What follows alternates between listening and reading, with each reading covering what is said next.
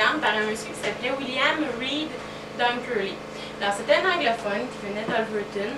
Alverton qui a été fondé par des loyalistes. Alors, ça va de pair avec le fondateur du moulin. Alors, il construit son moulin.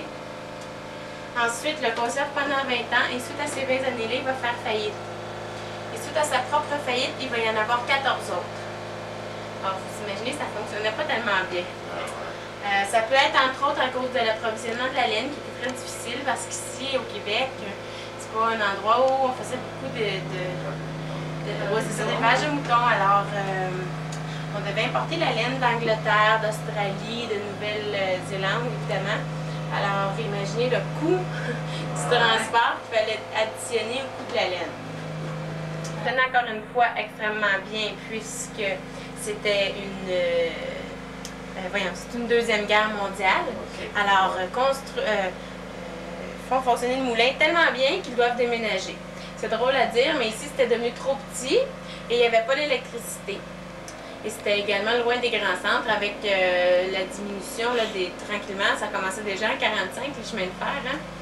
C'est bien énormément des va durer. Oui.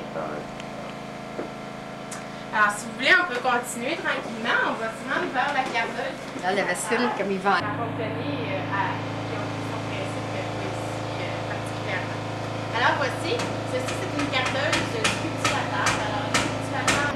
Ah, c'est pour ça. Ah, ok, pas de problème. Ben, c'était dans sa grange, en fait. Oui, il y avait énormément, c'était il y avait eu un reportage sur lui, d'ailleurs, à la télévision. Elle avait éteint la laine. Alors, on mettait de l'eau, de la teinture bien sûr naturelle, puisque pendant plusieurs années, on n'avait pas. En fait, ça fait moins longtemps qu'on a de la teinture chimique que la période où il n'y en avait pas. Alors, on pouvait mettre du jus de betterave pour donner du rose, de la plure d'oignon pour donner un petit jaune un peu écru, là, blanc œuf. Là, blanc. Alors, maintenant, si vous voulez. Alors, voici, ça, c'est une cardeuse qui gardait toute la laine du moulin. Alors, cette cardeuse-là peut garder environ 10 livres de laine à l'heure. Et c'est ces 64 rouleaux qui se mettaient à tourner sur eux-mêmes pour faire tourner, pour garder la laine, c'est-à-dire la peigner. Alors, ici, il y avait un transfert. Même si elle est en deux parties, c'est la même cardeuse. Alors, ici, il y avait un transfert. La laine était transférée dans les rouleaux qu'on aperçoit.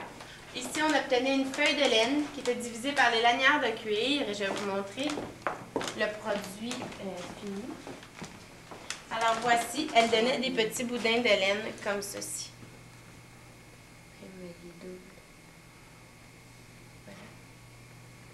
Alors, si je tire dessus, vous allez vous rendre compte très rapidement que c'est beaucoup trop mince et que c'est pas assez solide. Alors, voilà. Il fallait tourner la laine, c'est-à-dire la filer, la tourner en l'étirant pour qu'elle devienne solide. Alors, ça, c'est la fileuse. Alors, elle est sur des rails, comme vous pouvez remarquer. Et c'est une machine qui avançait et reculait. Alors, les rouleaux que vous voyez, il y en a des petits et des gros, là, mais c'est parce que les petits, c'est les gros qui se sont vidés. Alors, lorsque la turbine était actionnée, on retournait en arrière. Alors, tout en embobinant la laine sur les cannelles. Alors, il y a 186 cannelles, ça veut dire que ça remplaçait 186 rouets. Ça prenait environ 3 heures pour remplir une cannelle. Alors, c'est quand même... Quand ça corsait pas? Pardon? Quand ça corsait pas? Oui.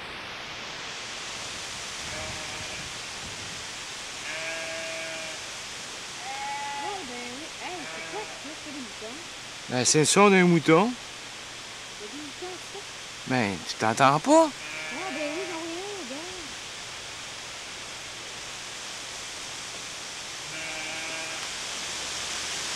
Il se promène dans le rue. Ça l'a pas de ça. Ben voyons. Quand tu dis doux comme un mouton. Je me demandais tout à l'heure, c'est qui fait ça? C'est-tu quelqu'un qui me niaise? Finalement, non, quand même, c'est pas le même.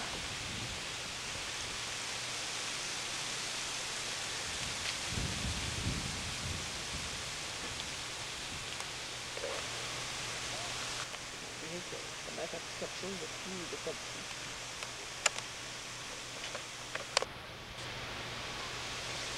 On est à route 55.